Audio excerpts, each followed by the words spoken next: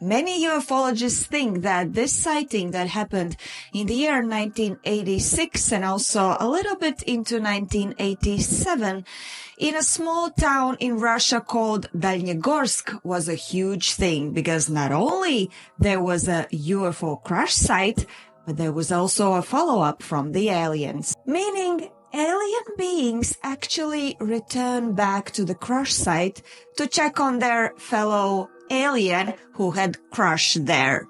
Whoop whoop! This sounds so crazy, so interesting, so welcome to the UFO case that is also referred to as Russian Roswell. Okay, sometimes on my channel I do like to pull up some old Soviet UFO cases, mainly because, not so much is talked about them, especially in English, but we know that definitely there were some top secret files and some weird things happening that might be also UFO sightings. I have covered, for example, Petrozavodsk incident, also the case of Voronezh UFO. So if you haven't seen them, I will link them in the description so you can surely watch them. But today we're gonna dive into a case that took place in a town called Dalnegorsk. And this case, as I already mentioned, is referred to as Russian Roswell. Dalnegorsk is a town in Primorsky Krai in Russia. Everything started on January 29th, year 1986. At around 7:55 p.m., local people noticed something strange in the sky.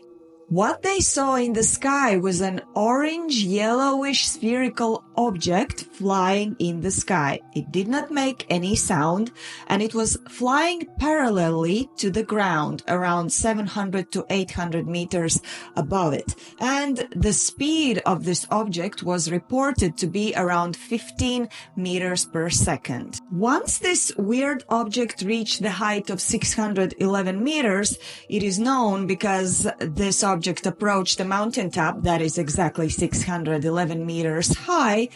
It started smoothly to descend, and at around the angle of 60 to 70 degrees, it apparently crashed there. None of the eyewitnesses heard anything from this crash. It was so quiet.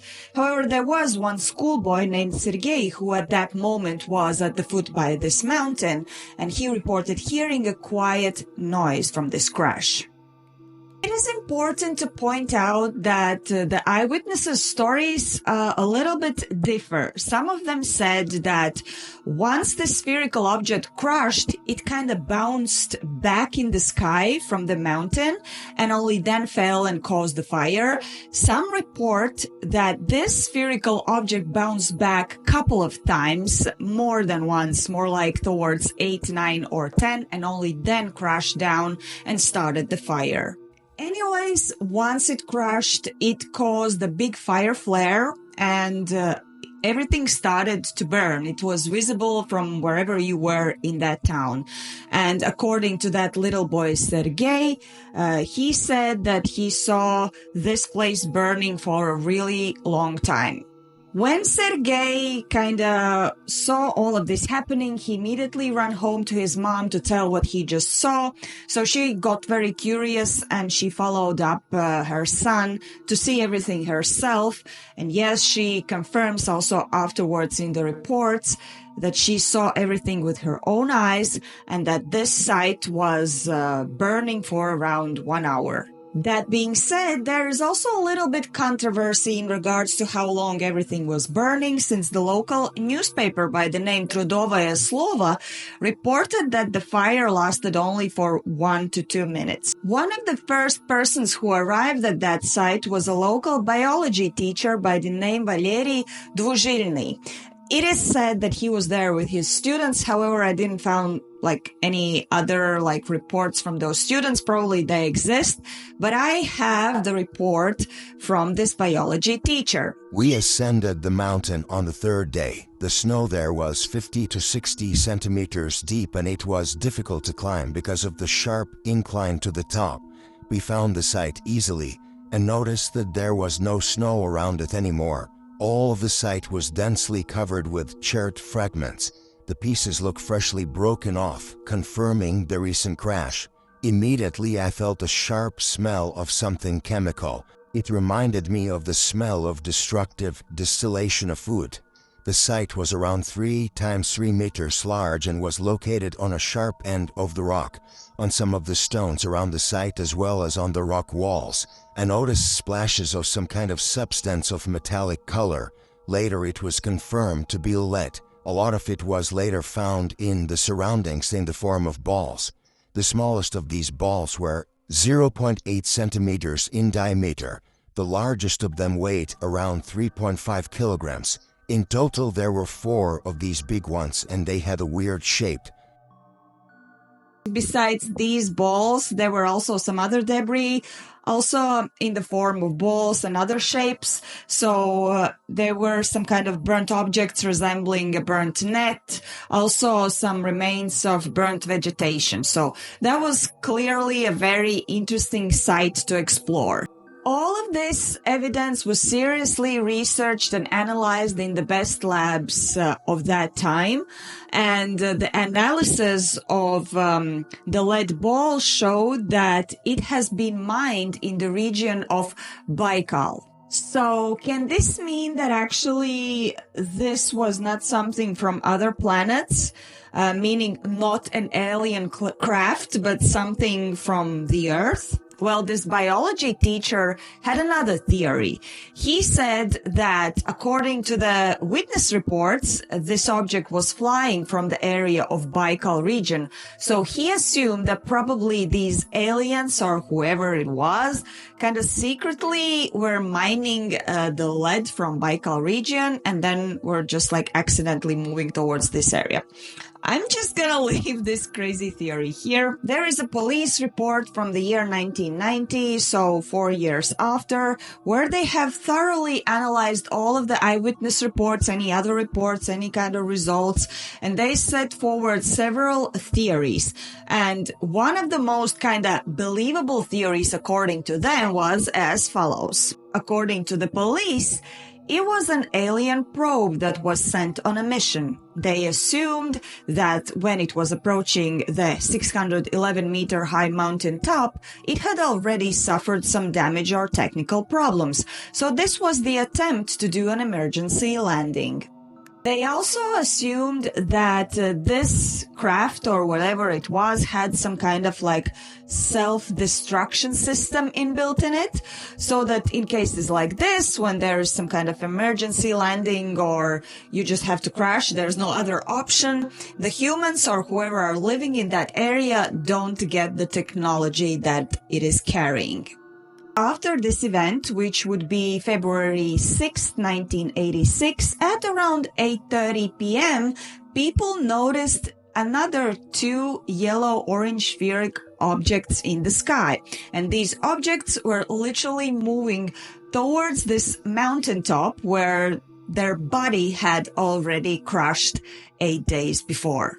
It is reported that these spherical objects immediately went towards the 611 meters high mountaintop, were circling around it for a while and then suddenly disappeared. Now a little bit fast forward, November 28th, year 1987. During the time between 10 p.m. up to midnight, over the southern part of Primoria, 32 objects appeared in the sky.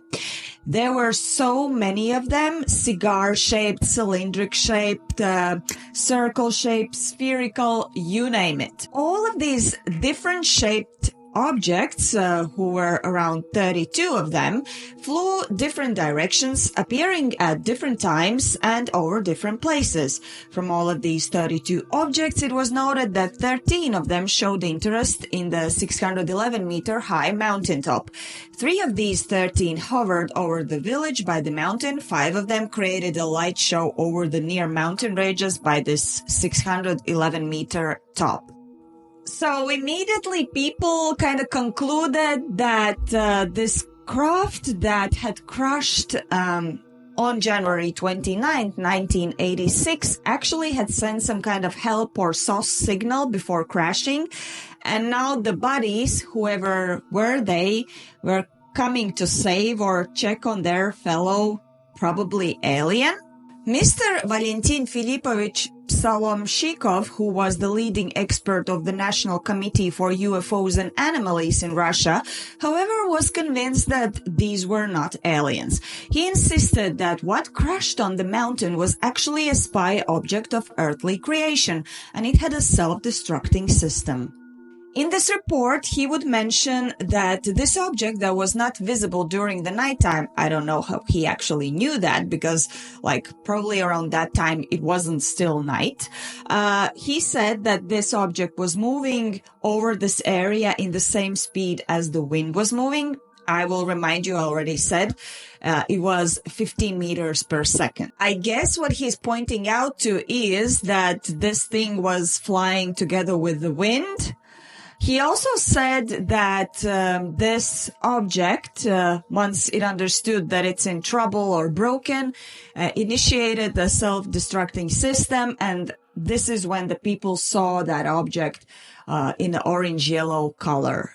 So before that, they didn't see that object because it was invisible, but once it self-destruct, it became very much apparent and visible to the people. In the report, he would also say that the debris found in the crash place are simply remains of the electronics of that thing, and the lead remains are remains of a ballast structure. But there is one huge problem that this expert couldn't solve, namely the thing that happened in the year 1987. Even if we assume that in the year 1986, this was some kind of spy technology that came from, let's say, another country, or I don't know, some would say another planet, but he would insist that it was of earthly origin, then he couldn't explain what was that thing in the sky in the year 87 when people saw 32 objects appearing in the same area, and some of them even showing interest in the place where the thing crashed in 1986. In regards to the event of 1987, as already mentioned, he didn't have any explanation, but he would say, I quote, "According to the many witness reports, what we are dealing with is a typical UFO." There. He said it. And he continues by concluding, I quote, "A 300-meter-long object with illuminators and spotlights that flies 100 to 150 meter high in the sky cannot be called any other way than UFO." Like the case from 1987, he's pretty much convinced this was UFO attack. 32 UFO vehicles in the sky. But to sum up, what he's saying is that in the year 1986, there was some kind of spy thing falling down the sky. And in the year 1987, somehow this object had attracted 32 UFOs. Now let's look into it a little bit more deeper. Can we find some kind of other explanation? Something different than just simply UFOs? Well, according to some sources, there is indeed another explanation, because something else happened on the exactly same date when this 1987 UFO attack. This explanation will lead us to a satellite system named Altair. Altair is a part of Gorizont class or Patok satellite communication programs developed in Soviet Union and later Russia. These satellites were designed to provide secure communication links, especially for military, governmental commands, broadcast, remote locations, ships, and aircraft. And so, what happened? A couple of days before this 1987 UFO sighting, one of the rockets named Proton was helping this Altair system reach Earth's orbit. Proton was supposed to leave the orbit and burn in the Earth's atmosphere exactly on the same day when people saw these 32 objects in the sky. There is even a person who did the calculations according to the timings and trajectory, which allegedly shows that the debris was seen over those places exactly on the reported times. The map also shows how the debris then would fly over Japan, where people also reported seeing something in the sky, and after that it drowned in the Pacific Ocean. In my opinion, what makes this even more believable theory about that event with 32 UFOs in the sky is simply if we just read or look around what other people are saying. Quite often, when rockets or satellites are burnt in the atmosphere, even, let's say, Starlink, when they see it in the sky, they sometimes get so confused that they report it as some kind of UFO. They say that they see some light balls, some shapes moving in the sky. They think they've seen UFOs. And it's understandable because we are not used to see these things in the sky, so we kind of perceive them as something abnormal and think maybe that's a UFO. Now, but let's go a little bit back because remember there was another sighting which was 8 days after this object crashed on the mountaintop.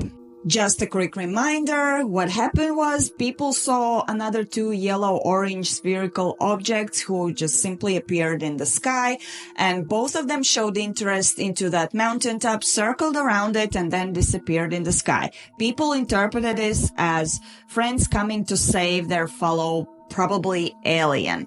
Well, now let's assume we have found a very logical explanation for the event that happened in 1987. Let's set that aside. But how would you explain these 2 spherical objects coming to the same place 8 days after the crash? Some might say, well, if you cannot explain it, this already proves the fact that they were aliens. Well, not necessarily. What I didn't mention you when I told you that people saw these 2 objects following up after this crash is that one of the main eyewitnesses who saw these objects, those 2 objects in the sky, was the same biology teacher who appeared as the first responder on the first crash site. What I also didn't mention you about this biology teacher, that he was a huge UFO geek.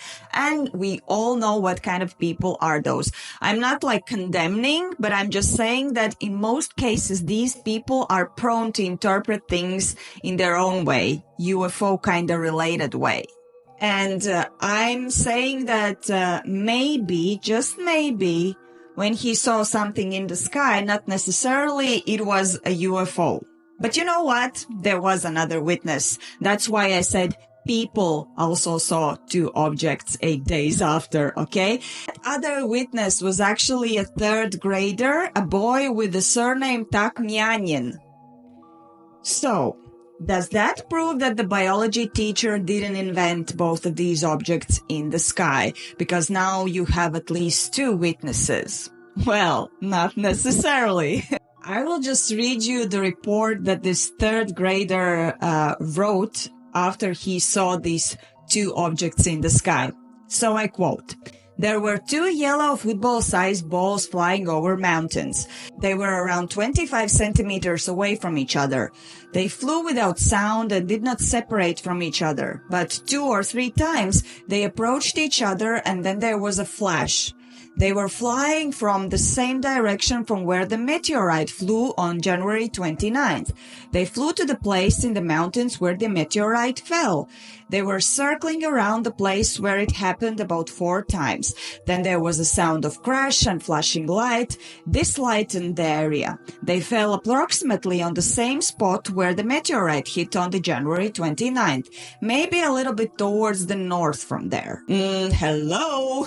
This sounds totally different from what the biology teacher was reporting. First of all, this boy refers to this event from January 29 as a meteorite fall. That's the first thing. Second of all, he says that both of these objects that he saw actually crashed not so far from where the initial crash happened. None of this was in the report of the biology teacher, because remember, he said both of these objects appeared, they flew a couple of times around the mountaintop, and then they disappeared. So I am literally confused here. Now, who is right? A man who is quite obsessed with UFOs, or a 3rd grader who, as many people think, created this story just to get attention, because he was jealous that his classmates got all the attention from seeing the event on January 29, which he did not see. Now, once he came out with his story, he can go out to these now famous boys and say, well, you saw 1 sphere, but look, I saw 2. So my point here is, okay, the first event definitely happened on January 29. Still have to figure out what it was. And the event of 1987, I think we pretty much debunked. I kind of believe that theory. But this event that happened 8 days after the crash, I'm a little bit doubtful if it even happened. Let me know, what do you think about this? Despite all of these kind of stories, possible explanations, and possible imaginary events, they have created one solid case for the Soviet UFO history. In fact, this case by the Western ufologists is often called as one of the most reliable from the Soviet Union. This is why it's also called by them the Russian Roswell. There is no doubt that Western people are passionate about cases coming from the Soviet Union, Russia, or anything KGB top secret, just because we don't know much about them, so they want to believe. But there is also another perspective. I also read an article that was written by a Russian ufologist, Mr. Gerstein. So this article was from year 2024, so quite recent. And there he writes that he also kind of looked into this case, tried to understand what was actually happening there. And then he kind of learned that actually KGB was interested into looking in this event or events, and they were there researching and looking into that in Dalnegorsk. So this Mr. Gerstein reached out to KGB and found the person who actually has the file from the research that they did during that time there. So he asked that person if he could also read the file just for the sake of interest, so that he knows. And that person actually replied, yeah. But he said that, well, I want to come out publicly and tell about what KGB found there during that time myself under my name. So just give me around half of a year and then I will give you the file to read. As you already might assume, half of a year passed and he didn't receive the file from that person. And that person also didn't publish anything during that time. So from that, I can make probably two conclusions. My first conclusion would be that this man from KGB who had these files knew that there is written with black on white that all of this thing is a complete bullshit and not even close to a UFO case. And since he didn't want to kill this beautiful legend that's been traveling around the world and everyone's obsessed with it and calling a Russian Roswell, he just decided that he's not gonna share and let's keep it like that. Let the legend live. The second option or second conclusion that I could draw from what happened with this communication with this KGB agent holding this file is that maybe in this file, there are some crazy things written down that KGB found there. So this is why they are keeping it top secret and will never share with us. Oh, that's my cat. I haven't introduced you guys. This is Vasya. We adopted her here in Norway. Say hi to everyone. Vasya? Oh my God, so cute. Anyways, tell me what you're thinking about this case. Have you heard about it before? Do you believe that it was a UFO crash or do you believe it was something else? Do you believe that 8 days after somebody else came to check on that site, like those two yellow-orange spherical objects? And what do you think if we have debunked the events that took place in 1987 with the 32 alien objects in the sky? I am so stoked to read your comments. Make sure you press those likes. Check if you have subscribed to my channel. Share this video with anyone who would be interested in hearing this story.